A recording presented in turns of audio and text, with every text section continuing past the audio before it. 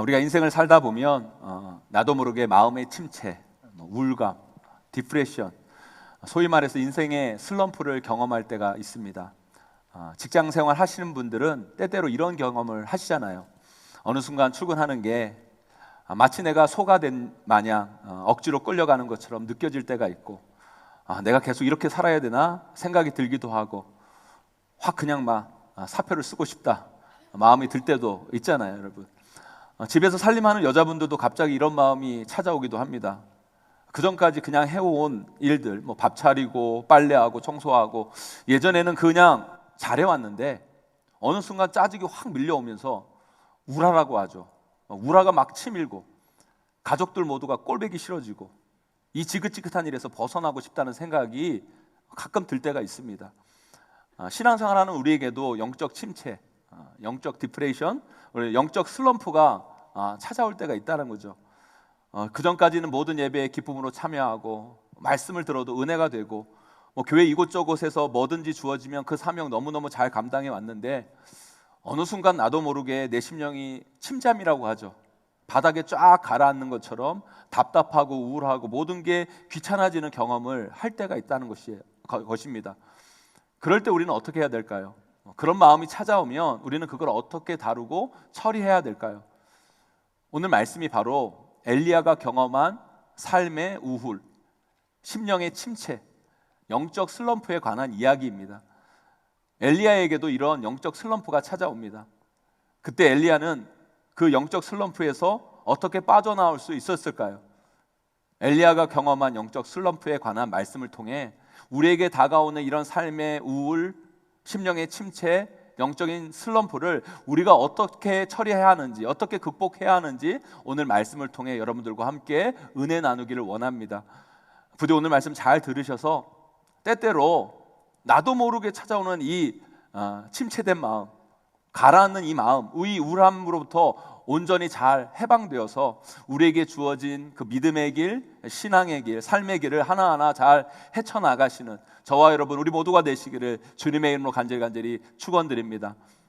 그러면 그런 마음이 우리 가운데 찾아올 때 우리는 어떻게 해야 될까요? 첫째, 그럴 수 있음을 우리는 인정해야 됩니다. 오늘 본문에 보면 엘리야에게 이런 영적 침체, 디프레션, 슬럼프가 찾아옵니다. 그런데 이 영적 침체에 빠진 엘리야의 모습을 보면서 우리가 좀 의아해하고 약간 실망되어지는 게 뭐냐면, 그래도 엘리야잖아요. 다른 사람도 아니라 능력의 선지자 엘리야 아닙니까, 여러분? 보통 사람이 그러려니 그럴 수 있다고 치고 넘어갈 수 있는데, 성경에 몇 안 되게 나오는 위대한 선지자이자 대단한 능력과 영감을 지닌 엘리야에게 이런 모습이 나타나니까 좀 실망스럽고 약간 그래요. 그러면서 우리가 신앙이라는 게 뭔가라는 회의감도 들 수도 있다라는 거예요. 오늘 말씀 바로 전에 여러분 엘리야가 어떤 일을 행했습니까? 그 당시 최고 권력자인 아합이 엘리야를 죽이겠다고 덤볐는데 하나님이 함께한 엘리야를 어떻게 할 수가 없었던 거예요. 왜요? 하나님이 엘리야와 함께 했기 때문에. 그리고 1명, 10명도 아니고 바알과 아세를 섬기는 850명의 선지자와 싸워 위대한 승리를 맛본 사람이 누구예요? 그 장본인이 누굽니까? 바로 엘리야라는 거예요. 여러분, 그 위대한 사건, 엄청난 기적의 사건이 끝난 지 얼마도 되지 않았어요. 그런 놀라운 역사를 경험한 엘리야가 곧바로 이런 영적 침체, 영적 슬럼프에 빠져서 이런 행동하는 걸 보는 건요, 우리를 참 실망케 해요. 어떻게 이럴 수가 있나? 그러나 여러분, 그때 우리는 양인 씨가 남긴 유명한 말을 할 줄 알아야 돼요. 그게 뭐예요? 그럴 수 있어. 사람은 그럴 수 있어. 내가 양인 씨 여러분 성대모사를 하려고 그랬는데 그럴 수 있어요, 여러분. 여러분, 엘리야에게도 그럴 수 있어요.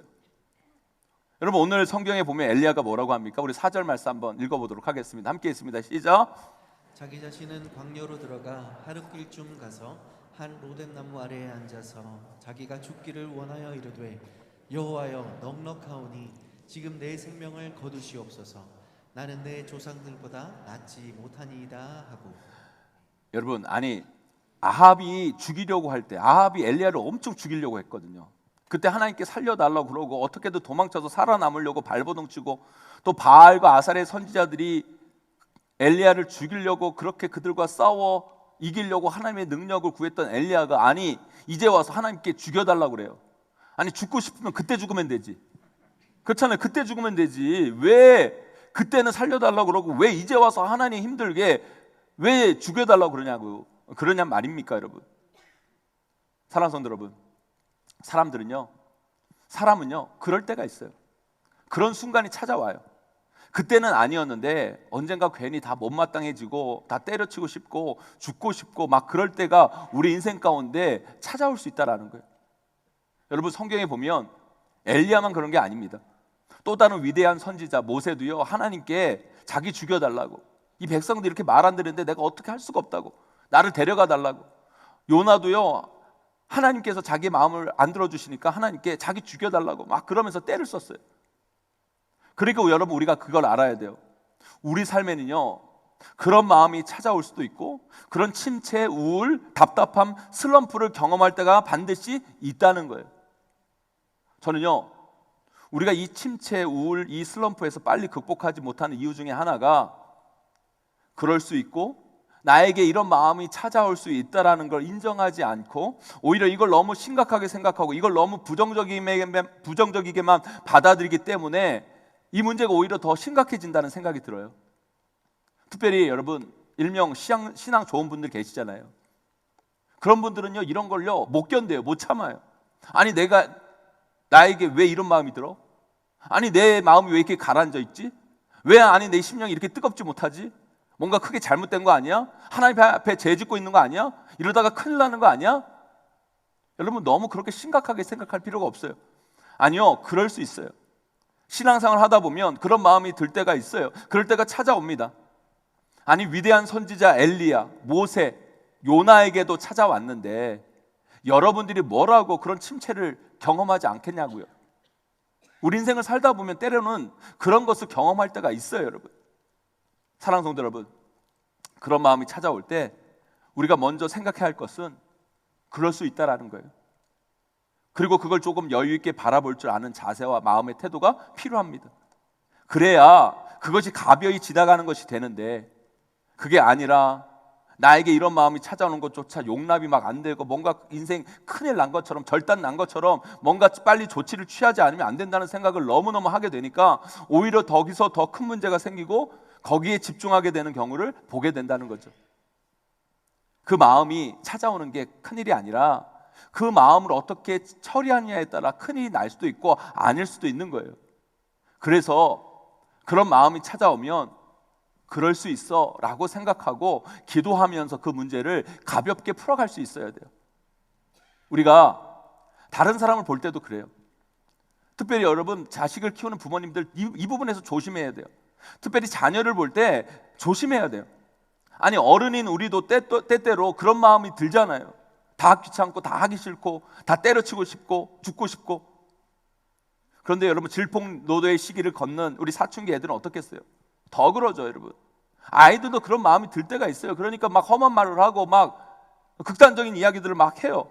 그러면 부모가 그럴 수 있어, 그때는 그럴 수 있어 생각하며 조금 기다려주고 기도하면서 바라봐줘야 되는데 그것 때문에 애 인생 무슨 큰일이 난 것처럼 그냥 그 애 가만히 안 두고 지지고 볶고 하니까 애가 부모 때문에 더 힘들어지는 거예요. 우리 어머니 정말 좋은 분이시거든요. 우리 집 아들 셋의 남편, 우리 어머니 빼놓고 남자만 넷이에요. 지금이야 남자가 살림 안 도와주면 큰일 나지만 예전에 그런 게 어디 있어요. 남자 넷이 진짜 아무것도 안 했어요. 진짜 아무것도 안 한 정도가 아니라 남자 넷이 다 어지러뜨리면 어머니가 다 치웠어요. 아무데나 옷 벗어놓고 방 어질러 놓고 먹은 거 싱크대에도 안 갖다 놓고 남자 넷이 다 그런 꼬락서리를 보였어요. 그런데 우리 어머니 아무데나 벗어놓은 거 빨래 다 하시고 또 얼마나 우리 어머니가 깔끔하신지 집안이 맨날 집안 바닥이 반질반질했어요. 게다가 신앙은 좋으셔가지고 교회 일은 그냥 이것저것 안 맡으신 게 없을 정도로 그렇게 사셨는데 그런 어머니도요 예전에도 보면 가끔 한 번씩 폭발할 때가 있었어요. 그렇게 아무 말 없이 다 잘하시던 어머니가 갑자기 뜬금없이 막 소리를 막 지르면서 내가 진짜 못 살아 내가 이거 진짜 죽어야 끝나지 막 그러면서 막 살림 보이콧하고 들어 누우실 때가 몇 년에 한 번씩 있었어요. 그때 우리 형제들이 잘한 게 뭔지 아세요, 여러분? 우리 어머니 절대 안 건드리는 거, 심기 안 건드리는 거, 그냥 냅두는 거. 그러다 보면 어느 순간 본인이 다 해결하시고 아무 일 없는 듯이 또 나오세요. 그럴 수 있어요, 여러분. 그런 마음이 들 때가 있잖아요. 제가요, 밤늦게 들어와서 이 TV를 켜면요, 이 TV 케이블 채널에 자주 하는 프로그램이 있어요. 그게 뭐냐면 나는 자연인이다라는 프로그램이에요. 그걸 이렇게 밤늦게 이렇게 채널 돌리면 채널 돌리는 채널마다 이게 나오는 거예요. 그래서 제가 이렇게 어느 순간 보다가 저도 그거에 애청자가 됐어요. 그래서 제가 밤늦게 이런 그런 채널을 이렇게 보잖아요. 그럼 우리 둘째 딸이 걱정되어서 그 TV를 보는 게 아니라 저를 봐요. 그러다가 저를 물어봐요. 아빠, 그거 왜 보냐고. 아빠 산에 가서 살고 싶어? 물어요. 묻습니다. 남자가요, 인생을 살면서 혼자 있고 싶을 때도 있고 굴에 들어가고 싶을 때도 있고 모든 집 내려놓고 산에 들어가 살고 싶을 때도 있어요. 그래서 나는 자연이다라는 프로가 중년 남자들에게 인기가 있는 거예요. 그렇다고 다 그렇게 하진 않아요, 여러분. 그러면 그냥 그럴 수 있어. 그냥 내버려 두면 다시 밖으로 나오는데, 그냥 혼자 있으려고 하는 남편 무슨 큰일 난 것처럼 어떻게든 끄집어 나오려고 하니까 더 어려움이 생긴다는 거예요. 부부 생활도 마찬가지죠. 여러분, 부부가 평생 살면서 어떻게 맨날 좋아 죽어요, 여러분? 좋아 죽는 분들이 있는가 봐요, 여러분. 부부가 평생 살면서 어떻게 맨날 좋아 죽겠어요, 여러분? 때로는 짜증 날 때도 있고 귀찮을 때도 있고 싫을 때도 있고. 그러면 그냥 오늘은 그냥 그러나 보다 넘어가면 되는데 갑자기 이거 심각하게 생각하는 거예요. 내 사랑이 식었다? 우리 사랑이 이제 끝인가? 이거 이혼해야 되는 거 아닌가? 그럼 문제가 더 심각해진다라는 거예요. 그냥 아니에요, 여러분. 한때 그런 마음이 드는 거예요, 여러분. 지나가는 거라는 거예요. 제가요, 새가족 신방을 하면 꼭 여쭤봐요. 우리 교회 어떻게 오시게 되었냐고, 그리고 우리 교회에 어떻게 등록하게 되었냐고. 그러면 성도들 중에 몇 분이 목사님 설교가 좋아서요, 목사님 설교가 은혜스러워서 등록했어요, 그렇게 이야기를 해요. 목사가 그 소리 들으면 좋을까요, 안 좋을까요? 한편으로 좋지만 오히려 저는 마음이 엄청 부담스러워져요. 그 소리를 들으면 좋아야 되는데 부담이 되더라고요. 저게 언제까지 갈까? 저게 언제까지 갈까? 그렇잖아요. 제가 대단한 사람도 아니고 어떻게 맨날 은혜로운 말씀을 전하겠어요. 때로는 은혜 못 받을 때도 있을 거잖아요, 여러분. 그러면 그분 은혜 못 받을 때 그분이 어떻게 그걸 처리하실까? 어떻게 해야 될까? 걱정이 되는 거예요. 은혜 못 받을 때도 있을 텐데, 내 말씀에, 제가 전하는 말씀에 은혜 못 받을 때도 있을 텐데, 그럴 때 저분이 어떻게 할까? 좀 기다려주고 또 기도해주고, 그러면 또 은혜 받을 때가 또 오고, 그죠? 안 그래요, 여러분? 그리고 성장하고 자라나고 그러는 거죠, 여러분. 우리 인생이, 사랑하는 성도 여러분, 우리 인생에 나도 모르게 마음의 침체, 우울, 영적 슬럼프가 찾아올 수 있어요. 그럴 때 여러분 기억하세요. 그럴 수 있어요, 여러분. 먼저 이걸 인정하고 그 문제를 찬찬히 기도하면서 해결하고 나가면 여러분 인생 가운데 분명히 답이 찾아오고 그 문제가 지나가게 될 것입니다, 여러분. 너무 걱정하지 말고 조급해하지 말고 우리 인생에 찾아오는 이 침체의 우울함을 일단 인정하고 바람을 통해 하나님 뜻 안에서 해결의 책을 찾아가시는 저와 여러분 되시기를 주님의 이름으로 간절히 축원합니다. 두 번째요, 우리 인생에 있어서 이 쉼의 중요성을 여러분들이 아셔야 돼요. 오늘 말씀 속에서 보세요. 하나님께서 천사를 보내서 엘리야에게 뭔가를 행하세요. 그런데 여러분 보세요. 엘리야가 하나님을 향해 뭐라고 얘기했어요? 자기 죽고 싶다고 그러잖아요. 막 죽고 싶다고 막 그래요. 그런 엘리야를 향해 우리 하나님께서 야단치십니까? 너 이놈의 새끼, 너 어떻게 선지라는 놈이 그럴 수 있냐? 죽겠다고? 죽고 싶다고? 그래, 나가 되져라. 내가 어떻게 너를 했는데, 내가 너에게 기적을 베풀고 능력을 주고 영감을 이렇게 줬는데 달린 입이라고 그렇게 함부로 이야기하냐? 네 놈이 그러고도 선지자라고 할 수 있냐? 우리 하나님 그러지 않으셨어요. 천사를 보내서 어떻게 하십니까, 여러분? 오늘 말씀 5절에서 7절 우리 상반절까지 함께 읽어보도록 하겠습니다. 함께 있습니다. 시작. 로뎀나무 아래에 누워 자더니 천사가 그를 어루만지며 그에게 이르되 일어나서 먹으라 하는지라. 본즉 머리맡에 숯불에 구운 떡과 한 병 물이 있더라. 이에 먹고 마시고 다시 누웠더니 여호와의 천사가 또 다시 와서 어루만지며 이르되 일어나 먹으라. 아멘. 하나님께서요, 영적 슬럼프에 빠진 엘리야를 야단치거나 다그치신 것이 아니라 도리어 어떻게 합니까? 그를 어루만지면서 먹이세요. 쉬게 하세요. 한 번이 아니라 계속 반복해서 먹이시고 쉬게 하셨다는 거예요. 사랑하는 성도 여러분, 우리는 인생을 살면서 두 가지를 잘 먹어야 돼요. 하나는 말씀을 잘 드셔야 됩니다. 말씀을 잘 먹어야 돼요. 하나는 우리의 입으로 들어가는 먹는 걸 잘 드셔야 돼요. 우리 인생에서 먹고 쉬는 게 얼마나 중요한지 여러분 아셔야 돼요. 이게 잘 안 되면 우리 인생의 기나긴 그 여정을 걸어갈 수가 없고요. 우리가 영육이 강건해야 우리 인생을 잘 살아가는데 영육이 강건해질 수가 없는 거예요. 그런데 이 세상을 살아가는 많은 이들이 이 먹고 쉬는 거의 중요성을 간과합니다. 그리고 먹고 쉬는 걸 때로는 죄악시 여기는 모습을 봐요. 그러잖아요, 여러분. 일 중독에 빠진 남자들, 쉬는 걸 못 견뎌요. 잘 쉬지를 못해요. 쉬는 게 어떤 게 쉬는 걸 몰라요. 그래서 고작 쉬는 게 뭐예요? 술 마시면서 속 망가뜨리면서 쉬어요. 그건 쉬는 게 아니죠, 여러분. 저도 예전에 이런 일 중독의 모습이 있었어요.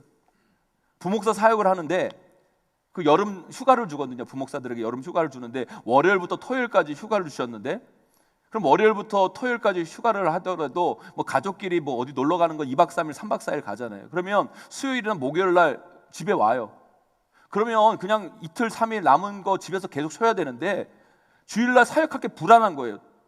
뭔가 잘못될 것 같고, 내가 여기 안 나가면 큰일 날 것 같고, 애들이 교회 안 나올 것 같고, 그러니까 목요일날 출근을 또 해요. 금요일날 출근을 해요. 좀 쉬면 쉬어야지. 그걸 못 쉬는 거예요. 다이어트 하는 여자분들, 그거 조금 먹는 거에 벌벌 떨고 그거 먹으면 큰일 날 것처럼, 뭐 죄 짓는 것처럼. 여러분 그러지 마세요. 여러분 미국 가보세요. 우리나라 사람들은 비만인 분들 한 분도 없어요, 여러분. 우리나라 여자분들은 비만 축에도 안 껴요, 여러분.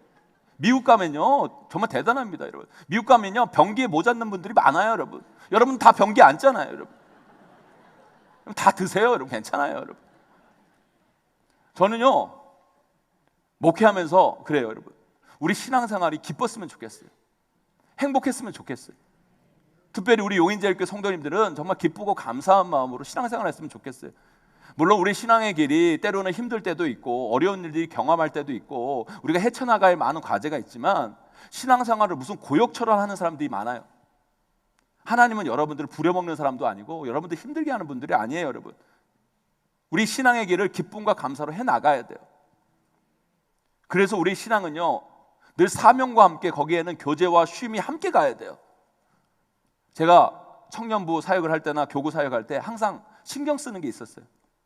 특별히 청년부나 교구 사역할 때 제가 가장 중요하게 여기는 게 전도였어요. 교회는 전도해야 된다. 그래가지고 제가 청년부 사역할 때도 아이들 목요일마다 모여가지고요 항상 캠퍼스 전도를 나갔어요. 그리고 교구 성도들과도 함께 사역할 때도 화요일마다 계속 전도하러 계속 나갔어요. 그런데 여러분 그 전도에 나오시는 분들, 그분들처럼 귀한 분들이 어디 있겠습니까, 여러분? 그런데 전도를 하다 보면 모르는 사람들한테 구박도 당하고 외면도 받고 욕도 많이 듣고 솔직히 창피하기도 하고.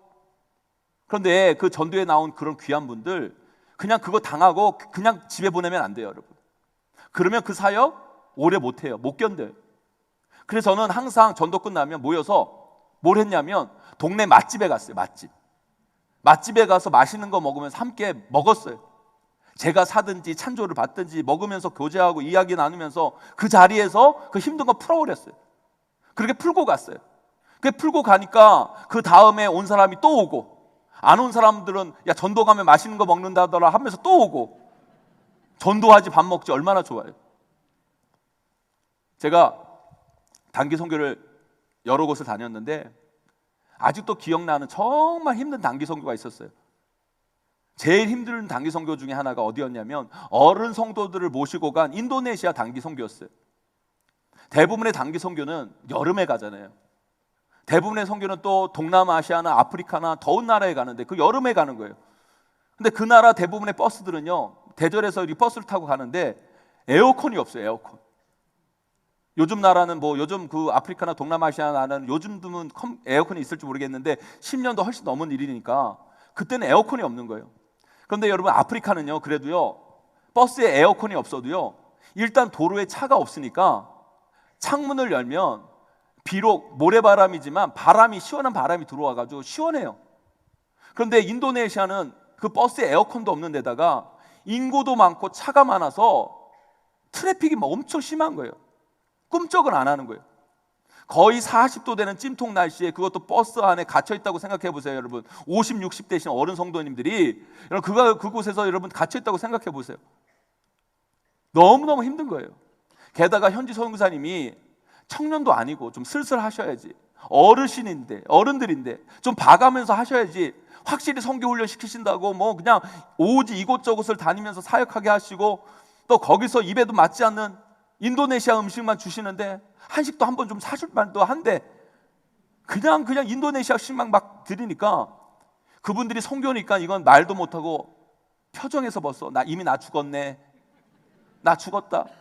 그렇게 선교를 하셨어요. 너무 힘든 거예요. 그래서 그렇게 선교를 다 끝내고 다 탈진이 되어 있었어요. 그런데 그때 제가요 정말 기가 막히게 일정을 짰던 것 같아요. 여러분 발리 아시죠? 발리. 신혼여행으로 유명한 발리. 여러분 발리가요 인도네시아 영이에요. 인도네시아 하나 있는 섬인데 제가 그때 비행기표를 이렇게 알아봤는데 단기 선교 때 비행기표를 알아봤는데 자카르타에서 한국으로 가는 비행기보다 자카르타에서 발리를 들렸다 한국으로 오는 비행기가 더 싼 거예요. 그래서 제가 인도네시아 우리가 언제 와보냐. 그리고 나는 신혼여행도 제주도로 가봤는데 발리를 한번 들렸다가 여기다 1박을 끝나면서 1박을 하고 한국을 가야 되겠다고 일정을 제가 짰어요.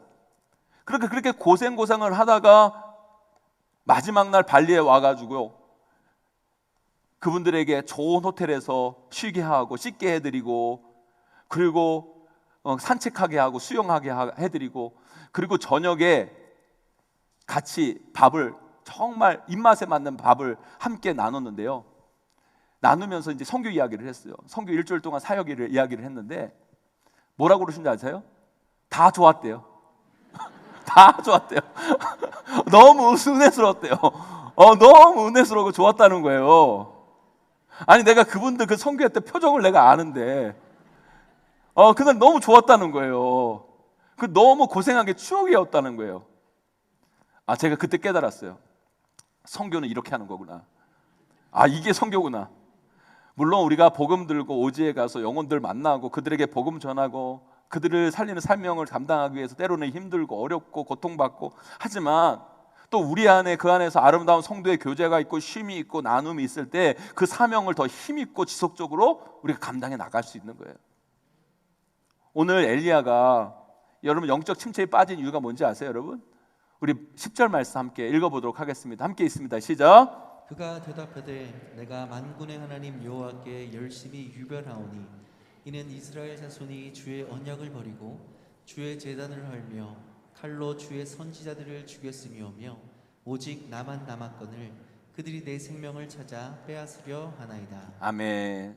이 말씀에서 엘리야는 자신의 영적 슬럼프에 빠진 이유를 고백합니다. 오직 나만 홀로 남았거늘. 오직 나만 남았거늘. 왜 그가 사명의 침체를 경험하고 방황하고 있습니까? 하나님의 일을 혼자 감당하고 있다는 외로움, 벅참, 부담감, 그것이 그를 영적 침체로 몰아넣었던 거예요, 여러분. 왜 그렇게 느낍니까, 여러분? 함께 고백하고 함께 나누고 함께 교제할 사람을 찾지 못했기 때문이에요. 그래서 우리는 신앙생활하면서 믿음의 동역자들과 함께 이 영적인 교제, 영적인 쉼, 영적인 나눔이 얼마나 중요한지를 깨달아 알아야 된다는 거예요. 저는요 이것에 대한 중요성을 코로나를 지나면서 더욱더 확실히 깨달을 수 있었어요. 지난 4월에 이 코로나 사태가 진정되고 많이 좋아져서 완전히 인원 제한 없이 우리가 현장 예배를 드리게 됐어요. 근데 4월에 그렇게 인원 제한 없이 우리가 마음껏 현장 예배를 드리는에도 불구하고 제 마음 가운데 여전히 뭔가 부족하다는 느낌? 뭔가 우리 교회 사역이 예배가 정상화됐다는 느낌이 안 들더라고요. 왜 그러지? 아니 이렇게 다 예배 올 수 있는 환경이 마련되었는데 왜 그런 마음이 들지? 이런 생각이 들었는데 나중에 그 의문이 풀렸어요.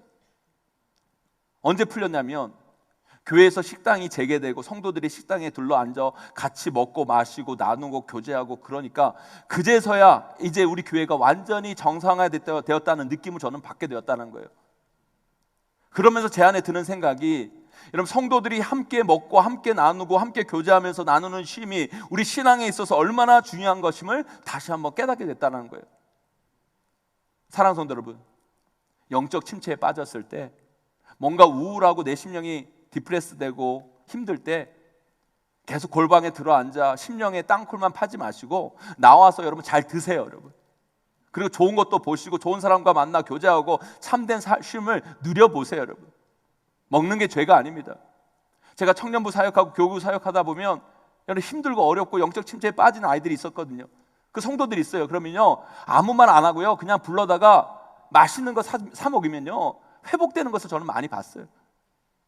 여러분 쉼이요 우리 긴 인생의 여정에서, 그 힘든 인생에서 우리를 살리고 회복시키는 귀한 가정임을 여러분 잊지 마시기를 간절히 소망합니다. 여러분, 많은 신앙인들이, 특별히 신앙 좋다고 말하는 열심인 분들이 착각하는 게 있어요. 우리 하나님은 여러분들을 부려먹는 분이 아니에요. 여러분들을 괴롭히고 힘들게 하는 분이 아니세요. 하나님은 여러분들을 먹이시고 입히시고 여러분들에게 참된 안식을 주시는 분임을 믿으시길 간절히 소망합니다. 그래서 우리의 쉼은 우리 신앙에 있어서, 삶에 있어서도 너무너무 중요한 일이에요. 이 소중한 쉼과 교제의 나눔을 통해 우리 삶의 침체, 영적 침체를 다시 한번 그 속에서 회복하고 일어나는 우리 성도님들이 되시기를 주님의 이름으로 간절히 축원합니다. 마지막으로요, 우리가 다시 사명을 붙들 때, 다시 삶의 온전한 방향을 향할 때 우리는 영적 슬럼프에서 빠져나올 수 있어요. 우리 오늘 말씀 7절 8절 함께 읽어보도록 하겠습니다. 함께 있습니다. 시작. 여호와의 천사가 또 다시 와서 어루만지며 이르되 일어나 먹으라, 내가 갈 길을 다 가지 못할까 하노라 하는지라. 이에 일어나 먹고 마시고 그 음식물의 힘을 의지하여 40주 40야를 가서 하나님의 산 호렙에 이르니라. 아멘. 네, 우리가요 그럴 수 있어요. 영적 침체에 빠질 수도 있고요, 나도 모르게 우울한 마음이 들 때도 있고 내 심령이 바닥에 쫙 가라앉는 것처럼 그런 느낌을 받는 순간들이 우리 인생 가운데 찾아올 수 있다라는 거예요. 네, 그게 잘못된 건 아닙니다. 그럴 수 있어요. 그럴 때도 있어요. 하지만 그게 오래 지속되어서도, 영원해서도 안 돼요. 가벼이 지나가는 것이 되어야 돼요. 여러분 맞아요. 영적 침체가 오고 우리 삶이 힘들고 내 심령이 무너져 있을 때 때로는 쉼이 필요해요. 쉬어야죠. 잘 먹고 잘 쉬고 다 잊어버리고 다 내려놓는 순간도 필요합니다. 하지만 여러분 언제까지 쉬실래요? 왜 쉬시는 거예요? 쉬는 목적이 뭐예요, 여러분? 평생 쉬려면 여러분 우리는 무덤에 들어가면 되는 거예요. 오늘 말씀에서 천사가 여러분 엘리야에게 일단 먹게 하고 쉬게 합니다. 일단 먹게 하고 쉬게를 반복하게 합니다. 그렇게 영적 침체에 빠진 엘리야에게 먹게 하고 쉬게 한 다음에 마지막으로 이렇게 얘기해요. 네가 갈 길을 다 가지 못할까 하노라. 네가 갈 길을 다 가지 못할까 하노라. 그러면서 또다시 먹을 것을 주고 쉬게 하잖아요. 엘리야에게 놓여진 삶의 길, 사명의 길을 다시 확인시켜주고 먹고 쉬게 한 다음에 다시 달려가라고 이야기합니다. 결국 엘리야는 그것을 통해 회복되어서 40주 40야를 달려 하나님의 산 호렙에 도착합니다. 그게 뭡니까? 사명의 길로 다시 나아가는 거예요. 사랑하는 성도 여러분, 저는요 우리 성도님들이 때로는 영적 침체에 빠지고 심령이 바닥을 치고 우울해지고 답답해질 때가 생기고 그것 때문에 잠시 내가 하는 일, 내가 주어진 사명, 직분을 쉬는 일이 있어도 여러분들을 향한 하나님이 주신 삶의 방향, 사명은 결코 놓치지 않기를 소망합니다. 주 안에 거하셔야 돼요. 그 길을 떠나지 않았으면 좋겠어요. 많은 신앙인들 중에 그런 사람들이 있어요. 목사님, 저 잠깐 쉴래요. 목사님, 저 올해만 봉사 안 할게요. 목사님, 저 직분 올해만 내려놓을게요. 네, 좋아요. 그럴 수 있죠, 여러분. 이런 봉사 오래 하다 보면 힘들 때도 있고 매너리즘에 빠질 때도 있고 그래서 쉬면서 자기를 정비할 때가 있어요, 여러분. 그럴 때도 필요합니다. 그래서 저는 우리 성도님들이 그런 요구를 할 때 거의 다 대부분 다 들어드립니다. 그런데 문제는 뭔지 아십니까, 여러분? 그런 분들 중에 저는 그게 평생이 되고 그게 영원히 되는 사람들을 꽤 많이 봤어요. 왜 그렇게 되는 줄 아십니까? 영적 침체가 그 쉼이 하나님께서 주신 나의 삶의 방향, 사명까지 잊어버리게 만들고 여기서 자리에 떠나서 하나님 안에 거하는 것이 아니라 세상 가운데 거하게 될 때 우리는 정말 중요한 것을 놓치는 인생이 되고 만다는 거예요, 여러분. 왜 우리 인생 가운데 영적 침체가 있고 또한 쉼이 필요한지 아십니까, 여러분? 아무리 좋은 것도요, 그게 매일 반복되고 일상이 되다 보면 좋은 게 좋은 건지도 모르고 이걸 왜 하는지도 모르고 이게 맞는지도 모르고 그냥 하게 되고 그냥 가게 되는 경우가 많아요, 여러분. 그게 슬럼프로 이어집니다, 여러분. 그때 잠시 쉬면서 다시 점검해야죠. 다시 하나님의 은혜를 기억하고 하나님이 나에게 원하시는 삶의 방향, 사명의 길을 다시 점검하고 그게 옳다면 그 방향으로 계속 나아가고 그게 잘못되었다면 다시 우리 삶의 방향을 하나님께 맞춰 하나님께 거하며 하나님의 사명으로 나아가야죠, 여러분. 사랑하는 성도 여러분, 우리 삶의 슬럼프, 영적 침체 속에서도 우리가 놓치지 말아야 할 것이 있어요. 그게 뭐냐? 지금 내가 가고 있는 이 삶의 길이 하나님께로 향하고 있는가? 나에게 주어진 하나님의 사명을 나는 온전히 감당해내고 있는가? 나는 지금 하나님 안에 거하고 있는가? 하나님 품에 거하고 있는가? 이것만 놓치지 않고 그 방향으로 나아가고만 있다면, 하나님 안에 거하고만 있다면, 때때로 좀 더디면 어떻습니까, 여러분? 좀 쉬었다 가면 어때요, 여러분? 괜찮아요, 여러분. 우리 하나님은 우리에게 그렇게 야박한 분이 아니에요. 그리고 제가 그랬잖아요, 여러분. 우리 신앙에게는 1등이 없어요, 여러분. 그 방향에, 우리 하나님의 방향에 우리의 시선을 향하고 하나님 안에 은혜와 능력을 구한다면 우리는 그 슬럼프에서 빠져나와 하나님이 원하시는 그 삶의 길로 나아가고 하나님이 원하시는 그 사명을 이루는 믿음의 사람들로 세워지게 될 줄 믿습니다, 여러분. 그 회복을 경험하는 저와 여러분, 우리 모두가 되시기를 주님의 이름으로 간절히 축원합니다. 이제 말씀을 맺습니다. 사랑하는 성도 여러분, 여러분, 살다 보면 우리의 심령이 나도 모르게 바닥까지 쭉 가라앉고 답답하고 우울하고 무기력에 빠지는 슬럼프에 빠질 때도 있어요. 그때 너무 자책하거나 그때 내가 뭘 잘못해서 이렇게 일어났나, 그런 죄책감에 사로잡히지 마시고 조급해하지 마시고 하나님의 은혜를 구하며 기도하며 나아가세요, 여러분. 그러면 그 시간을 가벼이 보낼 수 있어요, 여러분. 또 이런 말이 있잖아요, 여러분. 엎어진 김에 쉬어간다. 때로는 우리 삶에 쉼이 필요할 때가 있어요. 잘 쉬는 거, 잘 먹는 거, 좋은 사람들과 만나 교제하고 이야기 나누고 쉬는 것도 우리 인생을 회복하는 데 정말 중요한 도구임을 여러분 잊지 마세요, 여러분. 하지만 그 속에서도 결코 하나님이 원하시는 삶의 방향, 사명의 길을 놓치지 말아야 돼요. 우리는 늘 하나님 안에 거하셔야 돼요. 그런다면 우리들은 반드시 그 삶의 침체, 영적 슬럼프에서 빠져나와 더 성숙해지고 더 성장하여 하나님의 나라의 귀한 일꾼으로 더 크게 쓰임받는 하나님의 사람들로 세워지게 될 줄 믿습니다. 그런 놀라운 회복의 은혜를 경험하시는 저와 여러분, 우리 모두가 되기를 주님의 이름으로 간절히 축원하고 축복합니다.